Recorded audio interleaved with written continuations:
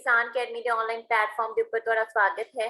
आज की क्लास दे विच असीं हिस्टरी के नाल रिलेटेड एमसीक्यू डिस्कस करांगे, जिवें कि साडीआं मिक्स सीरीज कंटिन्यू ने। मिक्स जिहड़े एमसीक्यू ने हिस्टरी ते पॉलिटी दे नाल रिलेटेड अलग-अलग तुहाडीआं जिहड़ियां सीरीज ने, ओह साडे वल्लों कंटिन्यू ने। तां इहदे नाल रिलेटेड ही अज दी साडी नैक्सट क्लास होएगी। जेकर तुसीं कोर्स लेना चाहुंदे हो तां तुसीं किसान अकेडमी दी ऐप दे उपर जाके कोर्स नूं परचेज कर सकदे हो, जां फिर 9988001121 दे उपर कॉल करके या व्हाट्सएप मैसेज करके कोर्स की पूरी इन्फॉर्मेशन ले सकते हो, या फिर किसान अकेडमी की ऐप को डाउनलोड करके। ठीक है जी, ऐप को डाउनलोड करके कोर्स को डायरैक्ट परचेज कर सकते हो। ਤਾਂ बेटा ਜਿਹੜੀਆਂ ਵੀ ਮੇਰੀਆਂ ਕਲਾਸਿਸ ਨੇ, ਤੁਹਾਨੂੰ ਪਤਾ ਕਿ ਉਹਨਾਂ ਦੇ ਵਿੱਚ ਕਾਫੀ ਲੈਬੋਰੇਟ ਕੀਤਾ ਜਾਂਦਾ ਹੈ, ਐਮਸੀਕਿਊਜ਼ ਦੇ ਥਰੂ ਹੀ ਤੁਹਾਨੂੰ ਜਿਹੜੀ ਹੈਗੀ ਕਾਫੀ ਇਨਫੋਰਮੇਸ਼ਨ ਪ੍ਰੋਵਾਈਡ ਕੀਤੀ ਜਾਂਦੀ ਹੈ। ਤੇ ਤੁਸੀਂ ਆਪਣੀਆਂ ਨੋਟਬੁੱਕਸ ਕੋਲ ਰੱਖੋ ਤੇ ਉਹਨਾਂ ਦੇ ਉੱਪਰ ਨਾਲ ਦੀ ਨਾਲ ਐਮਸੀਕਿਊ ਜਿਹੜੇ ਹੈਗੇ ਨੇ, ਜੋ ਪੁਆਇੰਟਸ ਮੇਰੇ ਵੱਲੋਂ ਬੋਲੇ ਜਾਂਦੇ ਹੋ ਕੀ ਪੁਆਇੰਟਸ ਨੂੰ ਰਾਈਟ ਡਾਊਨ ਕਰੋ। ਜਿਹੜੀਆਂ ਸੀਰੀਜ਼ ਨੇ ਤੁਹਾਡੀਆਂ ਜਿੰਨੇ ਵੀ ਕੰਪੀਟੀਟਿਵ ਐਗਜ਼ਾਮਸ ਹੋ ਰਹੇ ਨੇ, ਬੇਸ਼ੱਕ ਉਹ ਕੋਈ ਵੀ ਕੰਪੀਟੀਟਿਵ ਐਗਜ਼ਾਮ ਆ, ਉਹ ਤੁਹਾਡਾ ਮਾਸਟਰ ਕੇਡਰ ਸੋਸ਼ਲ ਸਟੱਡੀ ਆ ਜਾਂ ਲੈਕਚਰਰ ਦੀ ਪੋਸਟ ਆ ਜਾਂ ਫਿਰ पीपीएससी के अंडर कोई एग्जाम हो रहा, जिथे भी तुहानू जीके आ रही है उत्थे सब दे लिए क्लासेस इंपॉर्टेंट होणगियां। तो मैं स्टार्ट कर दी है जी साडे अज दे एमसीक्यू। फर्स्ट क्वेश्चन है बेटा जी अपने कोल, बुलंद दरवाजा किने बनाया सीगा? तो काफी इंपॉर्टेंट क्वेश्चन है जी कि जिहड़ा बुलंद दरवाजा सीगा वो किन्ना ने बनाया सीगा? अकबर ने बनाया सी। देखो एक्चुअल दे विच की सीगा कि 1572 ईस्वी दे विच, ठीक है जी, 1572 ईस्वी दे विच अकबर ने गुजरात के उपर जित हासिल की थी। ठीक है, गुजरात के उपर जित हासिल की सी ते इस जित की खुशी दे विच ही, इस जित नूं ही यादगार बनाउण दे लई की कीता सीगा? अकबर ने बुलंद दरवाजा बनाया सी। ठीक है जी, फतेहपुर सीकरी दे विच इह बिल्डिंग आ, फतेहपुर सीकरी। तो फतेहपुर सीकरी दे विच उन्हां ने बुलंद दरवाजा बनाया सी। इस तो बिना जे असीं गल करदे हां अकबर ने होर किहड़ियां-किहड़ियां बिल्डिंग सीगियां जिहड़ियां बनाईयां सी, तां हुमायूं दा मकबरा, ठीक है जी, हुमायूं दा जिहड़ा मकबरा हैगा वो इन्हां ने बनाया सीगा, जिहड़ी काफी इंपॉर्टेंट आ। उस तो बाद आगरे दा लाल किला, आगरे दा लाल किला इन्हां ने बनाया।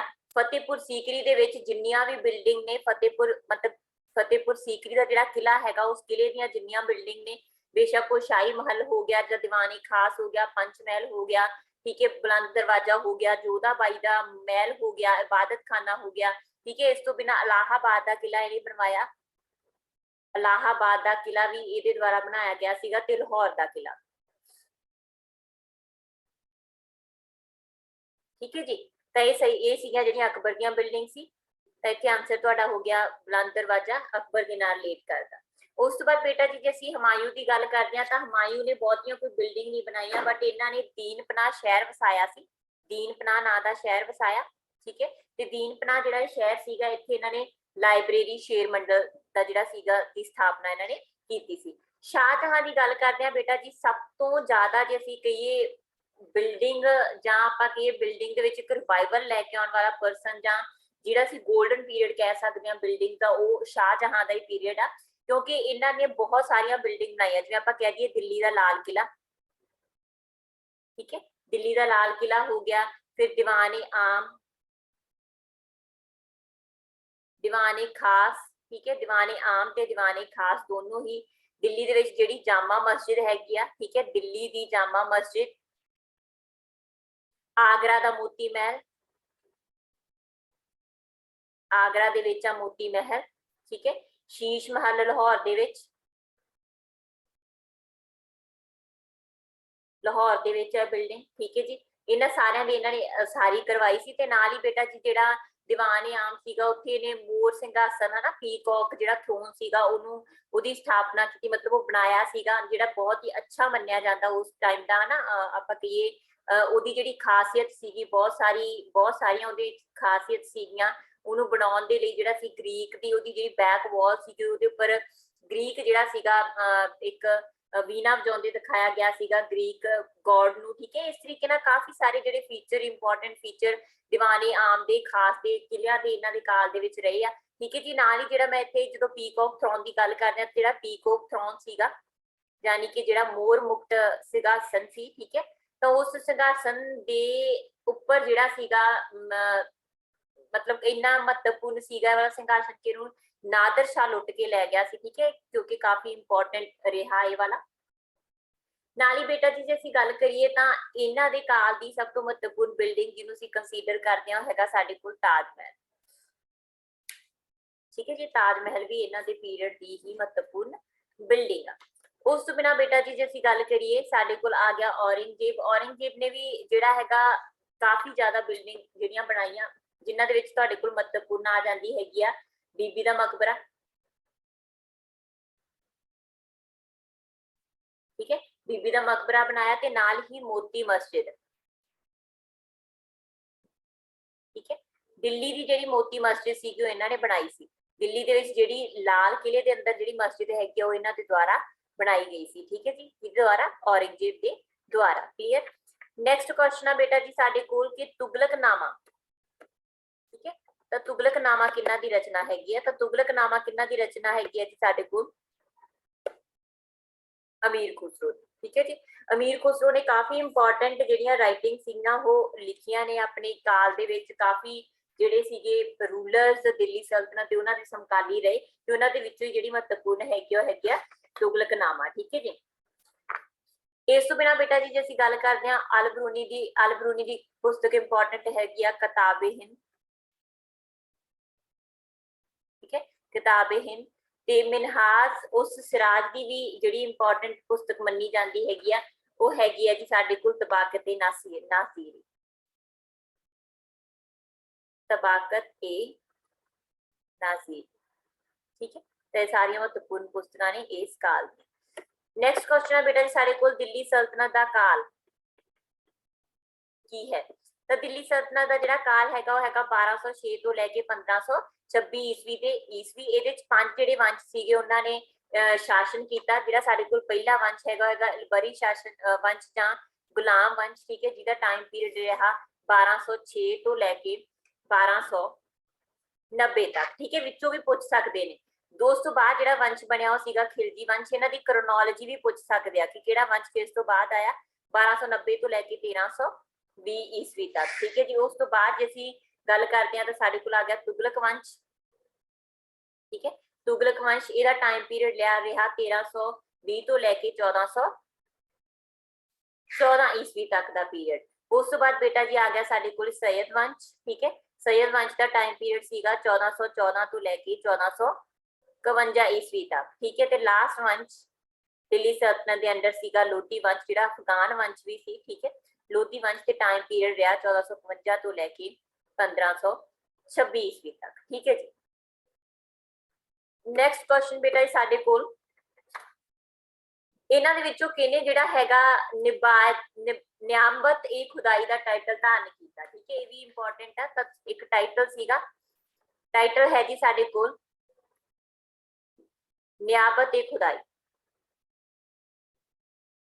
ਠੀਕ ਹੈ, ਨਿਆਮਤ ਏ ਖੁਦਾਈ ਦਾ ਟਾਈਟਲ ਇਹਨਾਂ ਦੇ ਵਿੱਚੋਂ ਬਲਬਨ ਨੇ ਧਾਰਨ ਕੀਤਾ ਸੀ। ਬਲਬਨ ਸੀਗਾ ਜਿਹੜਾ ਕਿਹੜੇ ਵੰਸ਼ ਦੇ ਨਾਲ ਸੰਬੰਧਿਤ ਸੀਗਾ? ਗੁਲਾਮ ਵੰਸ਼ ਦੇ ਨਾਲ ਹੀ ਸੰਬੰਧਿਤ ਸੀ। ਠੀਕ ਹੈ, ਬਾਕੀ ਵੀ ਪਰਸਨ ਨੇ ਉਹਨਾਂ ਸਾਰਿਆਂ ਬਾਰੇ ਇੱਥੇ ਜਿਹੜਾ ਹੈਗਾ ਜ਼ਿਕਰ ਨਹੀਂ ਕਰੂੰਗੀ ਕਿਉਂਕਿ ਫਿਰ ਕਲਾਸ ਬਹੁਤ ਲੈਂਥੀ ਹੋ ਜਾਂਦੀ ਹੈ। ਠੀਕ ਹੈ, ਤਾਂ ਇੱਥੇ ਇਹ ਗੁਲਾਮ ਵੰਸ਼ ਦੇ ਨਾਲ ਸੰਬੰਧਿਤ ਸੀਗੇ ਬਲਬਨ।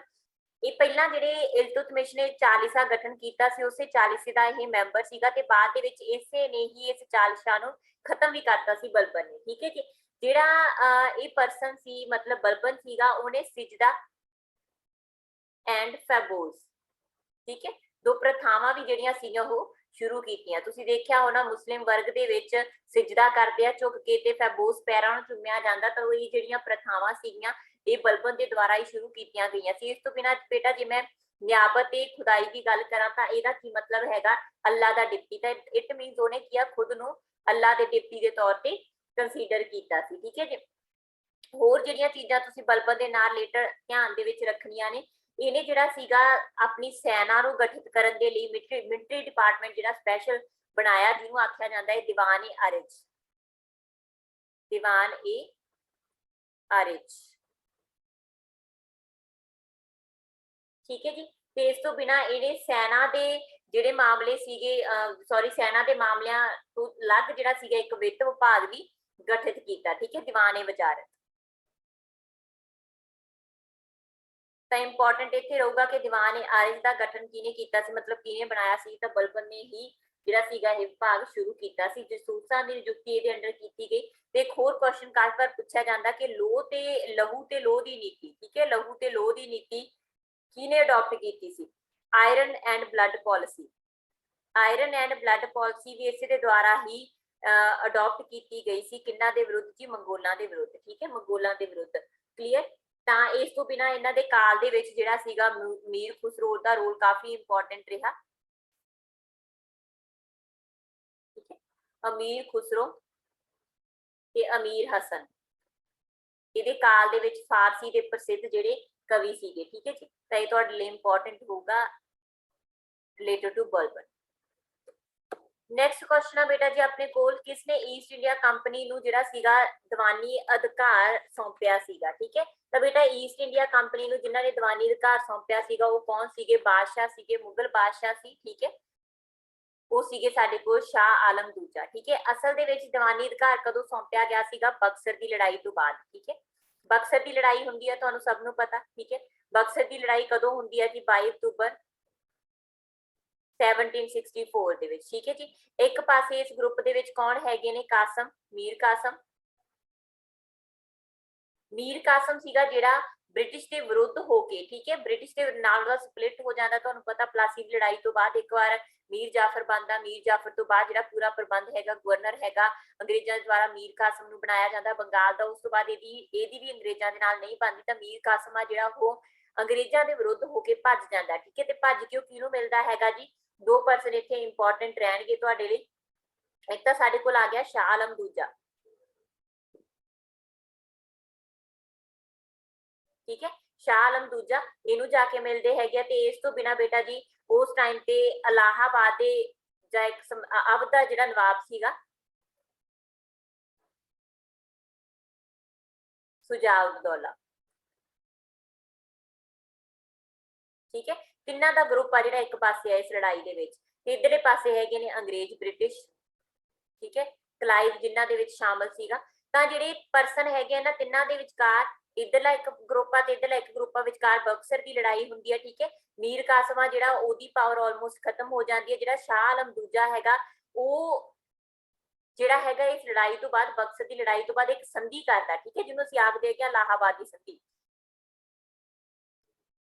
ਇਲਾਹਾਬਾਦ ਦੀ ਸੰਧੀ 12 ਅਗਸਤ 1765 ਨੂੰ ਹੁੰਦੀ ਹੈ। ਠੀਕ ਹੈ, ਇਸ ਸੰਧੀ ਦੇ ਵਿੱਚ ਹੀ ਕਾਫੀ ਪ੍ਰੋਵੀਜ਼ਨ ਰੱਖੀਆਂ ਗਈਆਂ ਸੀਗੀਆਂ ਤੇ ਜੇ ਇਹਨਾਂ ਪ੍ਰੋਵੀਜ਼ਨ ਦੇ ਰਾਹੀਂ ਹੀ ਜਿਹੜਾ ਮੁਗਲ ਬਾਦਸ਼ਾਹ ਸ਼ਾਹ ਆਲਮ ਦੂਜਾ ਸੀਗਾ ਉਹ ਅੰਗਰੇਜ਼ਾਂ ਨੂੰ ਈਸਟ ਇੰਡੀਆ ਕੰਪਨੀ ਨੂੰ ਜਿਹੜਾ ਸੀਗਾ ਬੰਗਾਲ, ਬਿਹਾਰ ਤੇ ਉੜੀਸਾ ਦਾ ਜਿਹੜਾ ਸੀਗਾ ਦੀਵਾਨੀ ਪ੍ਰਬੰਧ, ਠੀਕ ਹੈ, ਬੰਗਾਲ, ਬਿਹਾਰ ਤੇ ਉੜੀਸਾ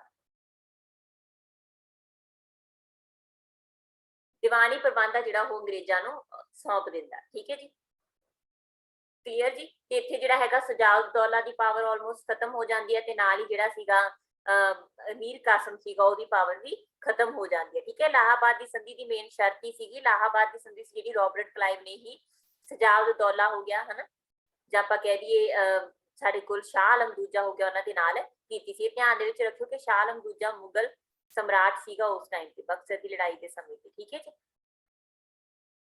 ਉਸ ਤੋਂ ਬਾਅਦ ਬੇਟਾ ਜੀ ਇੱਥੇ ਫਰੁਖਸ਼ੀਅਰ ਦਾ ਨਾਮ ਦਿੱਤਾ ਹੋਇਆ। ਫਰੁਖਸ਼ੀਅਰ ਦੇ ਬਾਰੇ ਚ ਤੁਸੀਂ ਇੰਨਾ ਧਿਆਨ ਦੇ ਵਿੱਚ ਰੱਖਿਓ ਕਿ ਫਰੁਖਸ਼ੀਅਰ ਬੰਦਾ ਬਹਾਦਰ ਦਾ ਸੀ ਨਾ। ਬੰਦਾ ਬਹਾਦਰ ਨੂੰ ਜਦੋਂ ਸ਼ਹੀਦ ਕੀਤਾ ਗਿਆ 1716 ਈਸਵੀ ਦੇ ਵਿੱਚ ਤਾਂ ਉਸ ਟਾਈਮ ਤੇ ਮੁਗਲ ਬਾਦਸ਼ਾਹ ਸੀਗਾ ਫਰੁਖਸ਼ੀਅਰ। ਠੀਕ ਹੈ, ਤੇ ਜਿਹੜਾ ਮੁਹੰਮਦ ਸ਼ਾਹ ਰੰਗੀਲਾ ਸੀਗਾ ਇਹ ਵੀ ਇਹਦਾ ਪੂਰਾ ਨਾਮ ਮੁਹੰਮਦ ਸ਼ਾਹ ਰੰਗੀਲਾ ਸੀ ਕਿਉਂਕਿ ਇਹਦਾ ਬਿਹੇਵੀਅਰ ਇਸ ਤਰੀਕੇ ਦਾ ਸੀ ਹਨਾ, ਇਹਦੀਆਂ ਪਾਲਿਸੀਜ਼ ਇਸ ਤਰੀਕੇ ਦੀਆਂ ਸੀਗੀਆਂ ਕਿ ਇਹਨੂੰ ਰੰਗੀਲਾ ਦੇ ਨਾਮ ਨਾਲ ਇਹਦੀ ਐਸ਼ਪ੍ਰਸਤੀ ਕਰਕੇ ਇਹਨੂੰ ਰੰਗੀਲਾ ਦਾ ਟਾਈਟਲ ਦਿੱਤਾ ਗਿਆ ਸੀ। ਠੀਕ ਹੈ ਜੀ, ਇਹਦੇ ਟਾਈਮ ਪੀਰੀਅਡ ਦੇ ਵਿੱਚ ਹੀ ਜਿਹੜਾ ਮੁਹੰਮਦ ਸ਼ਾਹ ਸੀ ਇਹਦੇ ਟਾਈਮ ਪੀਰੀਅਡ ਦੇ ਵਿੱਚ ਹੀ ਬੇਟਾ ਜੀ ਹੈਦਰਾਬਾਦ ਸੁਤੰਤਰ ਹੁੰਦਾ। ਠੀਕ ਹੈ, ਹੈਦਰਾਬਾਦ ਸੁਤੰਤਰ ਹੁੰਦਾ, ਉੱਥੇ ਜਿਹੜਾ ਸੀ ਅਸਫ ਜਾਂ ਇਹਨੂੰ ਸੁਤੰਤਰ ਘੋਸ਼ਿਤ ਕਰ ਦਿੰਦੇ ਨੇ।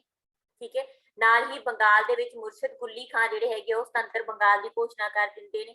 ਅੱਧ ਵੀ ਇਹਨਾਂ ਦੇ ਟਾਈਮ ਪੀਰੀਅਡ ਦੇ ਵਿੱਚ ਹੀ ਜਿਹੜਾ ਹੈਗਾ ਸੁਤੰਤਰ ਰਾਜ ਬਣਦਾ। ਸ਼ਹਾਦਤ ਖਾਂ ਇਹਨੂੰ ਜਿਹੜਾ ਹੈਗਾ ਸੁਤੰਤਰ ਘੋਸ਼ਿਤ ਕਰਦੇ ਨੇ। ਠੀਕ ਹੈ ਜੀ, ਕਲੀਅਰ। ਇਸ ਤੋਂ ਬਿਨਾ ਬੇਟਾ ਜੀ ਜਿਹੜਾ ਮੋਸਟ ਇੰਪੋਰਟੈਂਟ ਪੁਆਇੰਟ ਤੁਸੀਂ ਮੁਹੰਮਦ ਸ਼ਾਹ ਰੰਗੀਲਾ ਦੇ ਟਾਈਮ ਪੀਰੀਅਡ ਦੇ ਵਿੱਚ ਯਾਦ ਰੱਖਣਾ, 1739 ਦੇ ਵਿੱਚ ਨਾਦਰ ਸ਼ਾਹ ਭਾਰਤ ਦੇ ਉੱਪਰ ਹਮਲਾ ਕਰਦਾ। ਠੀਕ ਹੈ, ਤੇ ਨਾਦਰ ਸ਼ਾਹ ਦਾ ਜਿਹੜਾ ਇਹ ਹਮਲਾ ਹੈਗਾ ਜਿੱਥੋਂ ਕੋਹਿਨੂਰ ਹੀਰਾ ਲੈ ਕੇ ਜਾਂਦਾ, ਪੀਕੌਕ ਥ੍ਰੋਨ ਜਿਹੜਾ ਸ਼ਾਹਜਹਾਂ ਨੇ ਬਣਾਇਆ ਸੀ ਉਹਨੂੰ ਲੈ ਕੇ ਜਾਂਦਾ ਭਾਰਤ ਦੇ ਵਿੱਚੋਂ, ਤਾਂ ਸਾਰੀਆਂ ਘਟਨਾਵਾਂ ਮੁਹੰਮਦ ਸ਼ਾਹ ਰੰਗੀਲਾ ਦੇ ਟਾਈਮ ਤੇ ਹੀ ਹੁੰਦੀਆਂ ਨੇ। ਠੀਕ ਹੈ ਜੀ, ਜਿਹੜਾ ਸਿਰਾਜੁद्दौला ਸੀ ਬੇਟਾ ਜੀ, ਸਿਰਾਜੁद्दौला ਜਦੋਂ ਪਲਾਸੀ ਦੀ ਲੜਾਈ ਹੁੰਦੀ ਆ, ਠੀਕ ਹੈ, ਤਾਂ ਪਲਾਸੀ ਦੀ ਲੜਾਈ ਦੇ ਟਾਈਮ ਤੇ, ਠੀਕ ਹੈ ਜੀ। ਪਲਾਸੀ ਦੀ ਲੜਾਈ ਦੇ ਟਾਈਮ ਤੇ ਬੰਗਾਲ ਦਾ ਨਵਾਬ ਸੀ, ਠੀਕ ਹੈ, ਬੰਗਾਲ ਦਾ ਨਵਾਬ ਸੀਗਾ। ਤੇ ਪਲਾਸੀ ਲੜਾਈ ਪੁੱਛ ਸਕਦੇ ਆ ਕਦੋਂ ਹੁੰਦੀ ਹੈ, ਤਾਂ 23 ਜੂਨ 1757। ਨੈਕਸਟ ਕੁਐਸਚਨ ਆ ਬੇਟਾ ਜੀ ਸਾਡੇ ਕੋਲ ਕਿ ਗੀਤਾ ਨੂੰ ਕਿਹਨੇ ਫਾਰਸੀ ਦੇ ਵਿੱਚ, ਫਾਰਸੀ ਜਾਨੀ ਕਿ ਕਿਹਨੇ ਪਰਸ਼ੀਅਨ ਭਾਸ਼ਾ ਦੇ ਵਿੱਚ ਅਨੁਵਾਦ ਕੀਤਾ ਸੀ। ਤਾਂ ਸਾਡੇ ਕੋਲ ਇੱਥੇ ਮੈਂ ਨੀਚੇ ਸਕਰੋਲ ਕਰਦੀ ਹਾਂ। ਤਾਂ ਬੇਟਾ ਜੀ ਸਾਡੇ ਕੋਲ ਜਿਨ੍ਹਾਂ ਨੇ ਗੀਤਾ ਨੂੰ ਫਾਰਸੀ ਭਾਸ਼ਾ ਦੇ ਵਿੱਚ ਟ੍ਰਾਂਸਲੇਟ ਕੀਤਾ ਸੀਗਾ ਉਹ ਕੌਣ ਸੀਗੇ ਜੀ? ਦਾਰਾ ਸਕੂਲ, ਠੀਕ ਹੈ। ਗੀਤਾ ਨੂੰ ਫਾਰਸੀ ਦੇ ਵਿੱਚ ਟ੍ਰਾਂਸਲੇਟ ਕਰਨ ਵਾਲੇ ਕੌਣ ਸੀਗੇ? ਸਾਡੇ ਕੋਲ ਦਾਰਾ ਸਕੂਲ, ਠੀਕ ਹੈ ਜੀ। ਇੱਥੇ ਵੀ ਧਿਆਨ ਦੇ ਵਿੱਚ ਰੱਖੋ, ਇੱਥੇ ਅਨੁਵਾਦ ਦਾ ਜ਼ਿਕਰ ਆਇਆ ਤੇ ਇੱਕ ਟ੍ਰਾਂਸਲੇਸ਼ਨ ਡਿਪਾਰਟਮੈਂਟ ਗਠਿਤ ਕੀਤਾ ਗਿਆ ਸੀ। ਟ੍ਰਾਂਸਲੇਸ਼ਨ ਜਾਨੀ ਕਿ ਅਨੁਵਾਦ ਵਿਭਾਗ, ਟ੍ਰਾਂਸਲੇਸ਼ਨ ਡਿਪਾਰਟਮੈਂਟ ਕਿਹਨੇ ਗਠਿਤ ਕੀਤਾ, ਕਿਹਨੇ ਬਣਾਇਆ? ਇਹ ਅਕਬਰ ਨੇ ਇਸ ਅਨੁਵਾਦ ਵਿਭਾਗ ਦੀ ਸਥਾਪਨਾ ਕੀਤੀ ਸੀ।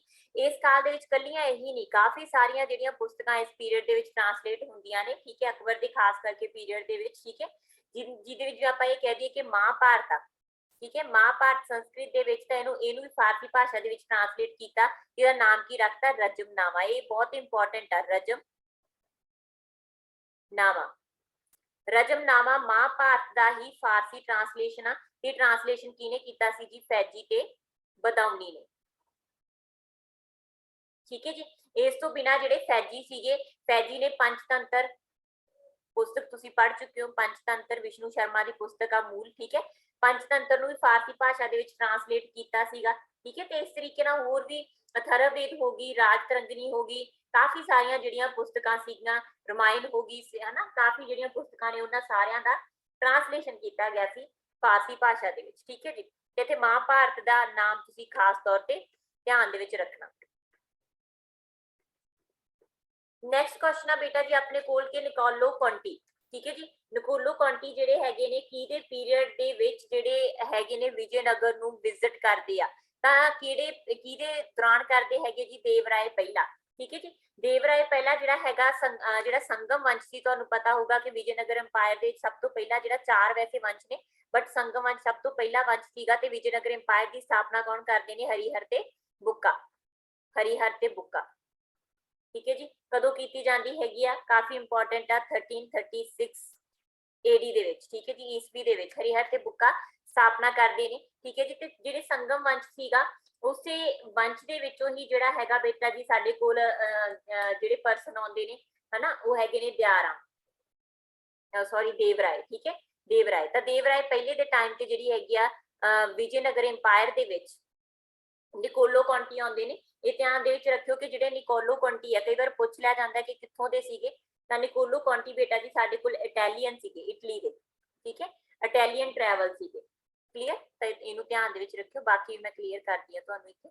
ਜਿਹੜੇ ਦੇਵਰਾਏ ਦੂਜਾ ਹੈਗਾ, ਦੇਵਰਾਏ ਦੂਜੇ ਦੇ ਟਾਈਮ ਤੇ ਕੌਣ ਆਉਂਦਾ ਹੈਗਾ? ਤਾਂ ਦੇਵਰਾਏ ਦੂਜੇ ਦੇ ਟਾਈਮ ਤੇ ਜਿਹੜੇ ਪਰਸ਼ੀਅਨ ਅੰਬੈਸਡਰ ਸੀ, ਪਰਸ਼ੀਅਨ ਦੂਤ ਸੀਗਾ, ਜਿਹਦਾ ਨਾਮ ਕੀ ਹੈਗਾ ਜੀ ਸਾਡੇ ਕੋਲ? ਅਬਦੁਲ ਰਜ਼ਾਕ, ਅਬਦੁਲ ਰਜ਼ਾਕ, ਠੀਕ ਹੈ ਜੀ। ਉਹ ਇਹਦੇ ਟਾਈਮ ਪੀਰੀਅਡ ਦੇ ਵਿੱਚ ਆਏ ਨੇ। ਉਸ ਤੋਂ ਬਾਅਦ ਬੇਟਾ ਜੀ ਜਿਹੜਾ ਸਾਡੇ ਕੋਲ ਆ ਗਿਆ ਕ੍ਰਿਸ਼ਨ ਦੇਵ ਰਾਏ। ਕ੍ਰਿਸ਼ਨ ਦੇਵ ਰਾਏ ਜਿਹੜੇ ਸੀਗੇ ਵਿਜੇਨਗਰ ਇੰਪਾਇਰ ਦੇ ਵਿੱਚ ਹੀ ਤਲੂਗ ਵੰਸ਼ ਸੀ, ਠੀਕ ਹੈ, ਤਲੂਗ ਵੰਸ਼ ਦੇ ਨਾਲ ਸੰਬੰਧਿਤ ਸੀਗੇ ਇਹ, ਕਿਉਂਕਿ ਪਹਿਲਾਂ ਹੀ ਕਿਹਾ ਵਿਜੇਨਗਰ ਦੇ ਵਿੱਚ 4 ਵੰਸ਼ ਸੀਗੇ ਤਾਂ ਉਹਨਾਂ ਵਿੱਚੋਂ ਸੀਗਾ ਤਲੂਗ ਵੰਸ਼। ਕ੍ਰਿਸ਼ਨ ਦੇਵ ਰਾਏ ਉਹਨਾਂ ਦੇ ਨਾਲ ਸੰਬੰਧਿਤ ਹੈ। ਤਾਂ ਕ੍ਰਿਸ਼ਨ ਦੇਵ ਰਾਏ ਦੇ ਟਾਈਮ ਤੇ ਪਹਿਲਾਂ ਤਾਂ ਜਿਹੜੇ ਪੁਰਤਗਾਲੀ ਯਾਤਰੀ ਆਇਆ ਸੀਗਾ ਜਿਹਦਾ ਨਾਮ ਸੀ ਡਮਿਊਗੋ ਪਾਇਸ, ਠੀਕ ਹੈ। ਤਾਂ ਡਮਿਊਗੋ ਪਾਇਸ ਇਹਨਾਂ ਦੇ ਟਾਈਮ ਪੀਰੀਅਡ ਪੁਰਤਗਾਲੀ ਸੀਗਾ, ਜਿਹੜਾ ਕਿ ਡਮਿਊਗੋ ਪਾਇਸ ਕ੍ਰਿਸ਼ਨ ਦੇਵ ਰਾਏ ਦੇ ਆਇਆ, ਠੀਕ ਹੈ। ਇਸ ਤੋਂ ਬਿਨਾਂ ਬੇਟਾ ਜੀ ਜਿਹੜੇ ਹੈਗੇ ਨੇ ਬਾਰਬੋਸਾ, ਠੀਕ ਹੈ, ਬਾਰਬੋਸਾ ਵੀ ਇਹਨਾਂ ਦੇ ਟਾਈਮ ਤੇ ਆਏ। ਹੋਰ ਵੀ ਕਾਫੀ ਪਰਸਨ ਜਿਵੇਂ ਫਰਾਇਰ ਲੂਇਸ ਹੋ ਗਿਆ, ਉਹ ਤੁਹਾਡੇ ਲਈ ਇੰਨਾ ਜ਼ਿਆਦਾ ਇੰਪੋਰਟੈਂਟ ਨਹੀਂ ਆ, ਠੀਕ ਹੈ। ਬਾਰਬੋਸਾ ਇਹਨਾਂ ਦੇ ਟਾਈਮ ਤੇ ਆਇਆ ਸੀਗਾ ਤੇ ਪੁਰਤਗਾਲੀ ਡਮਿਊਗੋ ਪਾਇਸ, ਆਪ ਕਾਫੀ ਵਾਰ ਪੁੱਛ ਲਿਆ ਜਾਂਦਾ ਕਿ ਡਮਿਊਗੋ ਪਾਇਸ ਪੁਰਤਗਾਲੀ ਸੀ, ਕਿਹਦੇ ਚ ਆਇਆ ਸੀ? ਕ੍ਰਿਸ਼ਨ ਦੇਵ ਰਾਏ। ਤਿੰਨੋਂ ਹੀ ਜਿਹੜੇ ਪਰਸਨ ਹੈਗੇ ਨੇ ਬੇਟਾ ਜੀ ਇਹ ਵਿਜੇਨਗਰ ਇੰਪਾਇਰ ਦੇ ਨਾਲ ਹੀ ਸੰਬੰਧਿਤ ਨੇ, ਠੀਕ ਹੈ ਜੀ। ਨੈਕਸਟ ਬੇਟਾ ਜੀ ਸਾਡੇ ਕੋਲ ਕੁਐਸਚਨ ਹੈਗਾ ਕਿ ਮਹਾਨ ਅਨਾਜ ਘਰ ਕਿੱਥੇ ਖੋਜਿਆ ਗਿਆ? ਤਾਂ ਮਹਾਨ ਅਨਾਜ ਘਰ ਕਿੱਥੇ ਖੋਜਿਆ ਗਿਆ ਸੀਗਾ ਜੀ? ਮੋਹਨਜੋਦੜੋ ਦੇ ਵਿੱਚ, ਠੀਕ ਹੈ, ਮੋਹਨਜੋਦੜੋ। ਮੋਹਨਜੋਦੜੋ ਸਾਡੇ ਕੋਲ ਆਪਸ਼ਨ ਦੇ ਵਿੱਚ ਨਹੀਂ ਆ ਤਾਂ ਆਨਸਰ ਆ ਗਿਆ ਸਾਡੇ ਕੋਲ ਕੋਈ ਵੀ ਨਹੀਂ। ਠੀਕ ਹੈ ਜੀ। ਤਾਂ ਮਹਾਨ ਜਿਹੜਾ ਅਨਾਜ ਘਰ ਹੈਗਾ ਗ੍ਰੇਟ ਗ੍ਰੈਨਰੀ, ਇਹ ਸਭ ਤੋਂ ਵੱਡੀ ਬਿਲਡਿੰਗ ਮੰਨੀ ਜਾਂਦੀ ਹੈਗੀ ਹੜੱਪਾ ਪੀਰੀਅਡ ਦੀ। ਠੀਕ ਹੈ ਜੀ। ਜਿਹੜਾ ਲੋਥਲ ਸੀਗਾ, ਇੱਥੇ ਡੌਕਯਾਰਡ ਮਿਲੇ ਨੇ, ਮਣਕਿਆਂ ਦਾ ਵਪਾਰ ਦਾ ਕਾਫੀ ਐਵੀਡੈਂਸ ਇੱਥੇ ਮਿਲੇ ਨੇ। ਠੀਕ ਹੈ ਜੀ। ਜਿਹੜਾ ਚੰਨਹੁਦਰੋ ਹੈਗਾ, ਚੰਨਹੁਦਰੋ ਦੇ ਵਿੱਚ ਤੁਹਾਨੂੰ ਪਤਾ ਕਿ ਜਿਹੜੀ ਕਿਸੇ ਵੀ ਤਰ੍ਹਾਂ ਦੀ ਡਿਵੀਜ਼ਨ ਨਹੀਂ ਸੀਗੀ, ਤਾਂ ਕੋਈ ਵੀ ਡਿਵੀਜ਼ਨ ਜਿਹੜੀ ਹੈਗੀ ਆ ਸਟਾਰਟਲ ਦੀ ਜਾਂ ਕਿਸੇ ਵੀ ਤਰ੍ਹਾਂ ਦੀ ਡਿਵੀਜ਼ਨ ਆਪਾਂ ਕਹਿ ਦਈਏ ਗੜੀ ਦੀ ਜਾਂ ਲੋਅਰ ਜਾਂ ਹਾਈ ਪਾਰਟਸ ਦੀ, ਉਹ ਇੱਥੇ ਨਹੀਂ ਮਿਲੀ। ਇਹ ਪੂਰਾ ਚੰਨਹੁਦਰੋ ਸਾਰਾ ਇੱਕ ਹੀ ਏਰੀਆ ਸੀਗਾ। ਠੀਕ ਹੈ ਜੀ। ਤੇ ਹੜੱਪਾ ਦੇ ਵਿੱਚ ਤੁਹਾਨੂੰ ਪਤਾ ਬਹੁਤ ਸਾਰੀਆਂ ਜਿਹੜੀਆਂ ਬਿਲਡਿੰਗ ਨੇ ਮਿਲੀਆਂ ਨੇ, 6 ਗ੍ਰੈਨਰੀਜ਼ ਮਿਲੀਆਂ ਨੇ 2 ਰੋ ਦੇ ਵਿੱਚ। ਠੀਕ ਹੈ, 6 ਗ੍ਰੈਨਰੀਜ਼ ਹੋ ਗਈਆਂ, ਹੋਰ ਕਾਫੀ ਸਾਰੀਆਂ ਚੀਜ਼ਾਂ ਸਭ ਕੁਝ ਤੁਹਾਨੂੰ ਕਲਾਸ ਦੇ ਵਿੱਚ ਕਰਾ ਚੁੱਕੀ ਹਾਂ। ਤੇ ਇਹਨਾਂ ਸਾਰੇ ਜਿਹੜੇ ਏਰੀਆਜ਼ ਹੈਗੇ ਨੇ, ਸਾਰੀਆਂ ਸਾਈਟਸ ਨੇ ਜਿਨ੍ਹਾਂ ਦੇ ਵਿੱਚ ਕੁਝ ਨਾ ਕੁਝ ਇੰਪੋਰਟੈਂਟ ਮਿਲਿਆ। ਬਟ ਮਹਾਨ ਇਸ਼ਨਾਨ ਘਰ ਜਿਹੜਾ, ਮਹਾਨ ਅਨਾਜ ਘਰ ਜਿਹੜਾ ਹੈਗਾ, ਉਹ ਬੇਟਾ ਜੀ ਮੋਹਨਜੋਦੜੋ ਦੇ ਵਿੱਚ ਮਿਲਿਆ। ਨੈਕਸਟ ਕੁਐਸਚਨ ਹੈ ਬੇਟਾ ਜੀ, ਕਿਸ ਵੇਦ ਦੇ ਵਿੱਚ ਆਰੀਆ ਦੇ ਨਿਵਾਸ ਸਥਲ ਨੂੰ ਆਰੀਆਵਰਤ ਆਖਿਆ ਗਿਆ? ਤਾਂ ਆਰੀਆ ਦੇ ਜਿਹੜੇ ਨਿਵਾਸ ਸਥਲ ਸੀ ਉਹਨਾਂ ਨੂੰ ਆਰੀਆਵਰਤ ਰਿਗਵੇਦ ਦੇ ਵਿੱਚ ਹੀ ਆਖਿਆ ਗਿਆ ਸੀ। ਸਭ ਤੋਂ ਪਹਿਲਾ ਵੇਦ ਸੀ, ਫਰਸਟ ਟੈਸਟੀਮੋਨੀਅਲ ਕਿਸੇ ਵੀ ਹਿਊਮਨ ਦੇ ਦੁਆਰਾ ਬਣਾਈ ਗਈ। ਤਾਂ ਫਰਸਟ ਟਾਈਮ ਜਿਹੜਾ ਸੀਗਾ ਰਿਗਵੇਦ ਦੇ ਵਿੱਚ ਹੀ ਮੈਂਸ਼ਨ ਕੀਤਾ ਗਿਆ ਸੀਗਾ। ਫਰਸਟ ਜਿਹੜੀ ਰਾਈਟਿੰਗ ਆ, ਸੌਰੀ, ਠੀਕ ਹੈ, ਸੰਸਕ੍ਰਿਤ ਦੇ ਵਿੱਚ ਲਿਖਿਆ ਸੀਗਾ। ਜਦੋਂ ਜਿਹੜੇ ਹੈਗੇ ਨੇ ਆਰੀਆ ਆਉਂਦੇ ਆ, ਤਾਂ ਆਰੀਆ ਵੱਲੋਂ ਸਭ ਤੋਂ ਪਹਿਲਾਂ ਜਦੋਂ ਸਪਤ ਸਿੱਧੂ ਦੇ ਖੇਤਰ ਦੇ ਵਿੱਚ ਉਹ ਵਸਦੇ ਆ, ਤਾਂ ਉਦੋਂ ਹੀ ਇਹਦਾ ਗਠਨ ਕੀਤਾ ਜਾਂਦਾ, ਉਹ ਸੌਰੀ ਗਠਨ ਨਹੀਂ, ਰਾਈਟ ਕੀਤਾ ਜਾਂਦਾ। ਠੀਕ ਹੈ। ਉਸ ਤੋਂ ਬਾਅਦ ਜਿਹੜਾ ਹੈਗਾ ਬੇਟਾ ਜੀ ਲੇਟਰ ਔਨ ਸਪਤ ਸਿੱਧੂ ਤੋਂ ਮੂਵ ਕਰਕੇ ਗੰਗਾ ਪਾਰ ਜਾਂ ਸਾਊਥ ਵਾਲੇ ਪਾਸੇ ਜਾਂ ਈਸਟ ਵਾਲੇ ਪਾਸੇ ਮੂਵ ਕਰਦੇ ਨੇ ਜਿੰਨੇ ਆਰੀਆ ਲੋਕ ਆਏ। ਤੋਂ ਉਸ ਤੋਂ ਬਾਅਦ ਜਿਹੜੇ ਹੈਗੇ ਬਾਕੀ 3 ਵੇਦ ਜਿਹੜੇ ਹੈਗੇ ਨੇ, ਯਜੁਰਵੇਦ ਹੋ ਗਿਆ, ਅਥਰਵਵੇਦ ਹੋ ਗਿਆ, ਸਾਮਵੇਦ ਹੋ ਗਿਆ, ਇਹ ਰਾਈਟ ਡਾਊਨ ਕੀਤੇ ਗਏ। ਨੈਕਸਟ ਹੈ ਬੇਟਾ ਜੀ ਸਾਡੇ ਕੋਲ ਵੈਦਿਕ ਕਾਲ ਵਿੱਚ ਰਾਜੇ ਤੋਂ ਬਾਅਦ ਜਿਹੜੇ ਮਹੱਤਵਪੂਰਨ ਅਧਿਕਾਰੀ ਕੌਣ ਸੀ? ਤਾਂ ਰਾਜੇ ਤੋਂ ਬਾਅਦ ਜਿਹੜਾ ਸਭ ਤੋਂ ਮਹੱਤਵਪੂਰਨ ਅਧਿਕਾਰੀ ਸੀ ਉਹ ਪੁਰੋਹਿਤ ਸੀ। ਠੀਕ ਹੈ, ਜਿਹਦਾ ਮੇਨ ਕੰਮ ਸੀਗਾ ਐਜੂਕੇਸ਼ਨ। ਠੀਕ ਹੈ, ਐਜੂਕੇਸ਼ਨ ਦੇਣਾ ਉਸ ਟਾਈਮ ਤੇ ਨਾਲ ਹੀ ਜਿਹੜਾ ਸੀਗਾ ਰਾਜਾ ਉਹਨੂੰ ਉਹਨੂੰ ਐਡਵਾਈਜ਼ ਕਰਨਾ ਵੀ ਜਿਹੜਾ ਸੀ ਇਹਦਾ ਹੀ ਮੇਨ ਕੰਮ ਸੀ। ਠੀਕ ਹੈ ਜੀ, ਇਹ ਧਿਆਨ ਦੇ ਵਿੱਚ ਰੱਖੋ। ਤਾਂ ਪੁਰੋਹਿਤ ਪ੍ਰਮੁੱਖ ਸੀ। ਇਸ ਤੋਂ ਬਿਨਾਂ ਬੇਟਾ ਜੀ ਰਾਜੇ ਦੇ ਵੈਦਿਕ ਕਾਲ ਦੇ ਵਿੱਚ 2 ਹੀ ਮਹੱਤਵਪੂਰਨ ਜਿਹੜੇ ਹੈਲਪਰ ਮੰਨੇ, ਵੈਸੇ ਬਹੁਤ ਨੇ ਜਿਨ੍ਹਾਂ ਨੂੰ ਰਤਨਾਕਰ ਵਰਗੇ ਜਿਹੜੇ ਟਰਮ ਨੇ ਯੂਜ਼ ਕੀਤੇ ਗਏ ਨੇ। ਠੀਕ ਹੈ, ਬਟ ਜਿਹੜੇ ਪੁਰੋਹਿਤ ਹੋ ਗਿਆ ਤੇ ਸੈਨਾਨੀ ਹੋ ਗਿਆ, ਇਹ 2 ਬਹੁਤ ਹੀ ਮਹੱਤਵਪੂਰਨ ਸੀਗੇ ਜਿਨ੍ਹਾਂ ਜਿਹੜੇ ਹੈਲਪ ਕਰਦੇ ਸੀ ਰਾਜੇ ਨੂੰ ਰੂਲ ਕਰਨ ਦੇ ਵਿੱਚ। ਠੀਕ ਹੈ ਜੀ, ਸੈਨਾਨੀ, ਸੈਨਾ ਦਾ ਜਿਹੜਾ ਮੁਖੀ।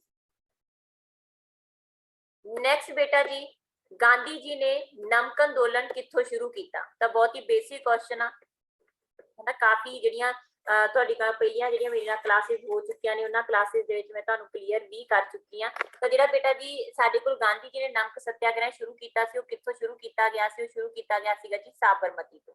ਠੀਕ ਹੈ ਜੀ। ਕਦੋਂ ਸ਼ੁਰੂ ਕੀਤਾ ਸੀ? ਸ਼ੁਰੂ ਕੀਤਾ ਸੀਗਾ 12 ਮਾਰਚ ਨੂੰ।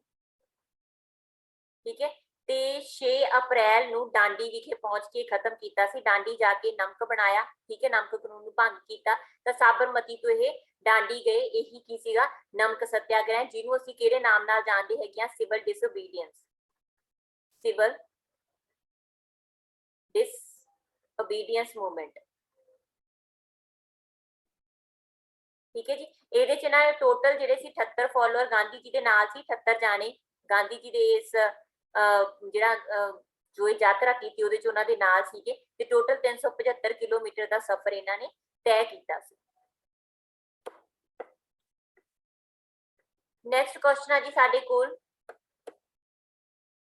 ਭਾਰਤੀ ਰਾਸ਼ਟਰੀ ਕਾਂਗਰਸ ਦੀ ਜਿਹੜੀ ਪਹਿਲੀ ਮਹਿਲਾ ਪ੍ਰਧਾਨ ਸੀ, ਠੀਕ ਹੈ, ਪਹਿਲਾ ਮੁਸਲਿਮ ਪ੍ਰਧਾਨ ਸੀ, ਉਹ ਕੌਣ ਸੀ? ਤਾਂ ਪਹਿਲਾ ਮੁਸਲਿਮ ਪ੍ਰਧਾਨ ਸੀਗਾ ਜੀ ਸਾਡੇ ਕੋਲ ਬਦਰੁਦੀਨ ਤਾਇਬ ਜੀ। ਠੀਕ ਹੈ, ਤਾਂ ਆਨਸਰ ਸਾਡੇ ਕੋਲ ਆ ਗਿਆ ਬਦਰੁਦੀਨ ਤਾਇਬ ਜੀ। ਤਾਂ ਬਦਰੁਦੀਨ ਤਾਇਬ ਜੀ ਜਿਹੜੇ ਸੀਗੇ 1887 ਦਾ ਮਦਰਾਸ ਸੈਸ਼ਨ ਦੇ ਪ੍ਰਧਾਨ ਸੀਗੇ। ਠੀਕ ਹੈ ਜੀ। ਜੇ ਪੁੱਛਣ ਕਿ ਫਰਸਟ ਯੂਰਪੀਅਨ ਕੌਣ ਸੀ? ਪਹਿਲਾ ਯੂਰਪੀਅਨ। ਠੀਕ ਹੈ, ਫਰਸਟ ਯੂਰਪੀਅਨ, ਤਾਂ ਫਰਸਟ ਯੂਰਪੀਅਨ ਸੀਗੇ ਜੀ 1888 ਦੇ ਸੈਸ਼ਨ ਦੇ ਵਿੱਚ, ਇਲਾਹਾਬਾਦ ਦੇ ਵਿੱਚ ਸੈਸ਼ਨ ਹੋਇਆ ਸੀਗਾ। ਤੇ ਪਰਸਨ ਸੀਗੇ ਜਾਰਜ ਜੂਲੇ। ਠੀਕ ਹੈ ਜੀ। ਜੇ ਪੁੱਛਣ ਫਰਸਟ ਕ੍ਰਿਸਚੀਅਨ ਕੌਣ ਸੀ? ਤਾਂ ਫਰਸਟ ਕ੍ਰਿਸਚੀਅਨ ਜਿਹੜੇ ਦੇ ਫਰਸਟ ਸੈਸ਼ਨ ਦੇ ਹੀ ਸੀਗੇ, ਕੌਣ ਸੀ ਜੀ? WC ਬੈਨਰਜੀ। ਫਰਸਟ ਸੈਸ਼ਨ ਦੇ 1885 ਦੇ। ਠੀਕ ਹੈ ਜੀ, ਬੰਬੇ ਦੇ ਵਿੱਚ ਜੋ ਹੋਇਆ ਸੀ। ਠੀਕ ਹੈ ਜੀ। ਜੇ ਫਰਸਟ ਫੀਮੇਲ ਪੁੱਛਣ, ਫਰਸਟ ਫੀਮੇਲ ਕੌਣ ਸੀਗੇ ਜੀ? ਐਨੀ ਬੈਸੈਂਟ। ਐਨੀ ਬੈਸੈਂਟ ਸੀਗੇ 1917 ਦਾ ਸੈਸ਼ਨ ਸੀ ਕਲਕੱਤਾ ਦਾ।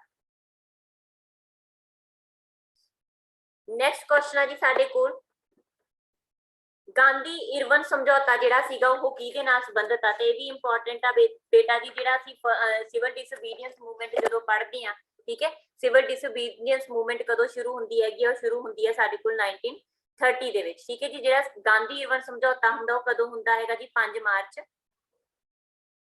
1931 ਨੂੰ, ਠੀਕ ਹੈ। ਉਸ ਤੋਂ ਪਹਿਲਾਂ ਇੱਕ ਚੀਜ਼ ਧਿਆਨ ਦੇ ਵਿੱਚ ਰੱਖਿਓ ਕਿ 1930 ਦੇ ਵਿੱਚ ਫਰਸਟ ਰਾਉਂਡ ਟੇਬਲ, ਠੀਕ ਹੈ, ਰਾਉਂਡ ਟੇਬਲ ਗੋਲ ਮੇਜ਼ ਕਾਨਫਰੰਸ ਆ ਜਿਹੜੀ ਉਹ ਹੁੰਦੀ ਹੈ ਤੇ ਇਹਦੇ ਵਿੱਚ ਗਾਂਧੀ ਜੀ ਹਿੱਸਾ ਨਹੀਂ ਲੈਂਦੇ ਕਿਉਂਕਿ 1930 ਦਾ ਜਿਹੜਾ ਉਹਨਾਂ ਨੇ ਸਿਵਲ ਡਿਸਓਬੀਡੀਐਂਸ ਮੂਵਮੈਂਟ ਸ਼ੁਰੂ ਕੀਤੀ ਸੀ, ਉਸ ਮੂਵਮੈਂਟ ਤੋਂ ਬਾਅਦ ਇਹ ਜੇਲ੍ਹ ਦੇ ਵਿੱਚ ਹੁੰਦੇ ਆ।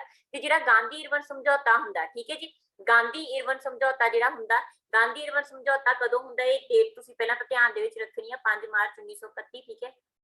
ਇਸ ਸਮਝੌਤੇ ਦੇ ਵਿੱਚ ਜਿਹੜਾ ਸੀਗਾ ਗਾਂਧੀ ਜਦੋਂ ਜੇਲ੍ਹ ਦੇ ਵਿੱਚ ਸੀਗੇ ਤਾਂ ਗਾਂਧੀ ਜੀ ਦੇ ਨਾਲ ਇਰਵਨ ਨੇ ਜਿਹੜਾ ਸੀਗਾ ਉਸ ਟਾਈਮ ਤੇ ਇੱਕ ਸਮਝੌਤਾ ਕੀਤਾ ਜਿਹਦੇ ਚ ਇਹ ਕਿਹਾ ਗਿਆ ਕਿ ਨਮਕ ਤੇ ਜਿਹੜਾ ਟੈਕਸ ਉਹ ਖਤਮ ਕੀਤਾ ਜਾਊਗਾ, ਨਮਕ ਤੇ ਟੈਕਸ ਜਿਹੜਾ ਗਵਰਨਮੈਂਟ ਲਾਉਂਦੀ ਸੀ ਉਹ ਖਤਮ ਕਰ ਦਿੱਤਾ ਜਾਊਗਾ। ਇਸ ਤੋਂ ਬਿਨਾਂ ਗਾਂਧੀ ਜੀ ਜਿਹੜੇ ਹੈਗੇ ਉਹਨਾਂ ਨੂੰ ਰਿਹਾ ਕੀਤਾ ਜਾਊਗਾ ਤੇ ਸ਼ਰਤ ਇਹ ਸੀਗੀ ਕਿ ਗਾਂਧੀ ਜੀ ਜਿਹੜੀ ਸੈਕੰਡ ਰਾਉਂਡ ਗੋਲ ਮੇਜ਼ ਕਾਨਫਰੰਸ ਹੋਊਗੀ ਉਹਦੇ ਚ ਹਿੱਸਾ ਲੈਣਗੇ, ਠੀਕ ਹੈ ਜੀ। ਤਾਂ ਇਹ ਸੀਗਾ ਗਾਂਧੀ ਇਰਵਨ ਸਮਝੌਤਾ। ਬਸ ਡੇਟ ਇਹਦੀ ਤੁਸੀਂ ਮੇਨ ਆ ਜਿਹੜੀ ਧਿਆਨ ਦੇ ਵਿੱਚ ਰੱਖਣੀ ਹੈ। ਰੋਲਟ ਐਕਟ ਤੁਹਾਨੂੰ ਕਲੀਅਰ ਹੀ ਹੈ, 1919 ਦੇ ਵਿੱਚ ਆਇਆ ਸੀ, ਠੀਕ ਹੈ ਨਾ। ਜਿਹੜੀ ਨਾਨ ਕੋਆਪਰੇਸ਼ਨ ਮੂਵਮੈਂਟ ਹੈਗੀ ਹੈ ਇਹ 1920 ਦੇ ਵਿੱਚ ਹਨਾ, ਜਦੋਂ ਰੋਲਟ ਐਕਟ ਦੇ ਵਿਰੋਧ ਦੇ ਵਿੱਚ ਸ਼ੁਰੂ ਕੀਤੀ ਗਈ ਸੀਗੀ ਤੇ ਕੁਇਟ ਇੰਡੀਆ ਮੂਵਮੈਂਟ ਜਿਹੜੀ ਹੈਗੀ 1942 ਈਸਵੀ ਦੇ ਵਿੱਚ, ਠੀਕ ਹੈ। ਡੇਟ ਇੰਪੋਰਟੈਂਟ ਹੈ, ਮੈਂ ਪਹਿਲਾਂ ਤੁਹਾਨੂੰ ਕਲਾਸ ਵਿੱਚ ਪੁੱਛ ਚੁੱਕੀ ਹਾਂ ਕਿ ਜਿਹੜੀ ਹੈਗੀ ਆ ਕੁਇਟ ਇੰਡੀਆ ਮੂਵਮੈਂਟ ਦੀ ਐਗਜ਼ੈਕਟ ਡੇਟ ਕੀ, ਉਹ ਡੇਟ ਤੁਹਾਡੇ ਲਈ ਇੰਪੋਰਟੈਂਟ ਹੈ, 8 ਅਗਸਤ। ਨੈਕਸਟ ਕੁਐਸਚਨ ਹੈ ਜੀ ਸਾਡੇ ਕੋਲ ਦੀ ਪ੍ਰਿੰਸ, ਠੀਕ ਹੈ। ਦੀ ਪ੍ਰਿੰਸ ਕਿਹਦੀ ਲਿਖਤ ਹੈਗੀ ਆ? ਤਾਂ ਦੀ ਪ੍ਰਿੰਸ ਬੇਟਾ ਜੀ ਹੈਗੀ ਆ ਪੁਸਤਕ ਮੈਕਾਵਲੀ ਦੀ, ਜਿਹੜੀ ਕਿ ਬਹੁਤ ਹੀ ਮਹੱਤਵਪੂਰਨ ਪੁਸਤਕ ਮੰਨੀ ਜਾਂਦੀ ਹੈ ਰਾਜਨੀਤਿਕ ਪੱਖ ਤੋਂ। ਤਾਂ ਮੈਕਾਵਲੀ ਦੀ ਇਹ ਪੁਸਤਕ ਆ ਬੇਟਾ ਜੀ, ਤੇ ਜਿਹੜੀ ਇਹ ਪੁਸਤਕ ਹੈਗੀ ਆ ਇਟਾਲੀਅਨ ਭਾਸ਼ਾ ਦੇ ਵਿੱਚ ਆ ਕਿਉਂਕਿ ਇਟਲੀ ਦੇ ਸੀ, ਇਟਾਲੀਅਨ ਭਾਸ਼ਾ ਦੇ ਵਿੱਚ ਆ। ਇਸ ਤੋਂ ਬਿਨਾਂ ਜਿਹੜੇ ਬਾਕੀ ਪਰਸਨ ਹੈਗੇ ਉਹਨਾਂ ਦੀਆਂ ਕਿਤਾਬਾਂ ਮੈਂ ਕਲੀਅਰ ਕਰਦਾ ਰਿਪੀਟ, ਠੀਕ ਹੈ। ਡੈਕਾਮਰੋਨ, ਬਕਾਸੀਓ ਦੀ ਪੁਸਤਕ ਹੈਗੀ ਆ ਡੈਕਾਮਰੋਨ। ਮਾਈਕਲ ਦੀ ਮਾਰਟੇਨ ਜਿਹੜੇ ਸੀ ਫ੍ਰਾਂਸੀਸੀ ਸੀਗੇ, ਫ੍ਰੈਂਚ ਲੈਂਗੁਏਜ ਦੇ ਵਿੱਚ ਹੀ ਹੈ ਇਹਨਾਂ ਦੀ ਪੁਸਤਕ, ਠੀਕ ਹੈ, ਦਾ ਐਸਿਸ, ਠੀਕ ਹੈ। ਤੇ ਪੈਟਰਾਰਕ ਦੀ ਹੈਗੀ ਆ ਦਾ ਟ੍ਰਾਇੰਫ, ਠੀਕ ਹੈ ਜੀ। ਨੈਕਸਟ ਕੁਐਸਚਨ ਆ ਬੇਟਾ ਜੀ ਸਾਡੇ ਕੋਲ ਫਾਸੀਵਾਦ ਦਾ ਸੰਬੰਧ ਕਿਹਦੇ ਨਾਲ ਆ? ਤਾਂ ਫਾਸੀਵਾਦ ਜਿਹੜਾ ਸੀ ਬੇਟਾ ਜੀ ਇਟਲੀ ਦੇ ਵਿੱਚ, ਠੀਕ ਹੈ, ਇਟਲੀ ਦੇ ਵਿੱਚ ਸਥਾਪਨਾ ਹੁੰਦੀ ਹੈ ਫਾਸਿਜ਼ਮ ਦੀ, ਠੀਕ ਹੈ। ਕਾਫੀ ਪੁਰਾਣਾ ਵੈਸੇ ਜਿਹੜਾ ਹੈਗਾ ਲੈਟਿਨ ਭਾਸ਼ਾ ਤੋਂ ਡੈਰੀਵੇਟਿਵ ਸ਼ਬਦ ਹੈਗਾ ਸਾਡੇ ਕੋਲ ਜਿਹੜਾ ਫੈਸਿਕੋ ਆ, ਉਸੇ ਤੋਂ ਹੀ ਇਹ ਡੈਰੀਵੇਟ ਹੋਇਆ ਸੀ ਸਾਡੇ ਕੋਲ, ਠੀਕ ਹੈ ਸ਼ਬਦ। ਤੇ ਇਹਦਾ ਸੰਬੰਧ ਹੈਗਾ ਮੁਸੋਲਿਨੀ ਦੇ ਨਾਲ, ਠੀਕ ਹੈ, ਮੁਸੋਲਿਨੀ ਦੇ ਨਾਲ ਆ। ਪੂਰਾ ਨਾਮ ਜੇ ਮੈਂ ਗੱਲ ਕਰਾਂ ਬੈਨੀਟੋ ਮੁਸੋਲਿਨੀ, ਠੀਕ ਹੈ, ਜਿਹਨੇ ਇਟਲੀ ਦੇ ਵਿੱਚ ਇਸ ਤਰ੍ਹਾਂ ਦੀਆਂ ਪ੍ਰੋਵੀਜ਼ਨ, ਠੀਕ ਹੈ, ਇਸ ਤਰ੍ਹਾਂ ਦੇ ਜਿਹੜੇ ਸੀਗੇ ਉਹ ਆਪਣਾ ਜਿਹੜਾ ਸੀਗਾ ਇੱਕ ਤੰਤਰ ਸਥਾਪਿਤ ਕਰਕੇ ਪੂਰੀ ਜਿਹੜੀ ਪਾਵਰ ਆਪਣੇ ਹੱਥਾਂ ਦੇ ਵਿੱਚ ਲੈ ਕੇ ਜਿਹੜਾ ਸੀ ਪੂਰਾ ਕੰਟਰੋਲ ਇਟਲੀ ਦੇ ਉੱਪਰ ਕੀਤਾ ਸੀਗਾ। ਤੇ ਸੈਕੰਡ ਵਰਲਡ ਵਾਰ ਦੇ ਵਿੱਚ ਮੁਸੋਲਿਨੀ ਦਾ ਰੋਲ ਇੰਪੋਰਟੈਂਟ ਰਿਹਾ, ਠੀਕ ਹੈ ਜੀ। ਹਿਟਲਰ ਦੀ ਗੱਲ ਕਰਦੇ ਆ ਵੀ ਸੈਕੰਡ ਵਰਲਡ ਵਾਰ ਦੇ ਟਾਈਮ ਤੇ ਜਰਮਨੀ ਦੇ ਵਿੱਚ ਹਨਾ ਪਾਵਰਫੁਲ ਹੁੰਦੇ ਨੇ ਤੇ ਨਾਜ਼ੀਵਾਦ ਯਾਨੀ ਕਿ ਨਾਜ਼ੀਜ਼ਮ, ਠੀਕ ਹੈ, ਨਾਜ਼ੀਜ਼ਮ ਜਿਹੜਾ ਸੀਗਾ ਇਹਨਾਂ ਦਾ ਸੀਗਾ ਹਿਟਲਰ ਦਾ, ਠੀਕ ਹੈ ਜੀ। ਇਹ ਸੈਕੰਡ ਵਰਲਡ ਵਾਰ ਦੇ ਟਾਈਮ ਤੇ ਹੈ। ਰੂਜ਼ਵੈਲਟ ਦੀ ਗੱਲ ਕਰਦੇ ਆ ਤਾਂ ਅਮਰੀਕਾ ਦੇ ਪ੍ਰੈਜ਼ੀਡੈਂਟ ਰਹੇ ਨੇ, ਅਮਰੀਕਾ ਦੇ ਪ੍ਰੈਜ਼ੀਡੈਂਟ ਸੀ।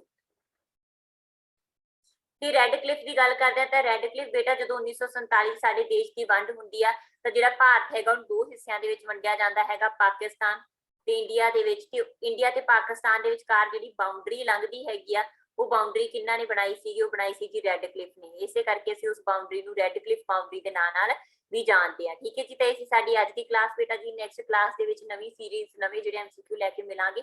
ਜੇ ਵੀਡੀਓ ਹੈਲਪਫੁਲ ਹੋ ਰਹੀਆਂ ਨੇ ਤਾਂ ਵੱਧ ਤੋਂ ਵੱਧ ਸਾਰੇ ਚੈਨਲ ਨੂੰ ਸ਼ੇਅਰ ਕਰੋ, ਵੀਡੀਓ ਨੂੰ ਜਿਹੜਾ ਹੈਗਾ ਲਾਈਕ ਕਰੋ ਤੇ ਵੱਧ ਤੋਂ ਵੱਧ ਜਿਹੜਾ ਹੈਗਾ ਚੈਨਲ ਨੂੰ ਸਬਸਕ੍ਰਾਈਬ ਕਰਕੇ ਇਸ ਨੂੰ ਸ਼ੇਅਰ ਵੀ ਕਰੋ। Thank you so much.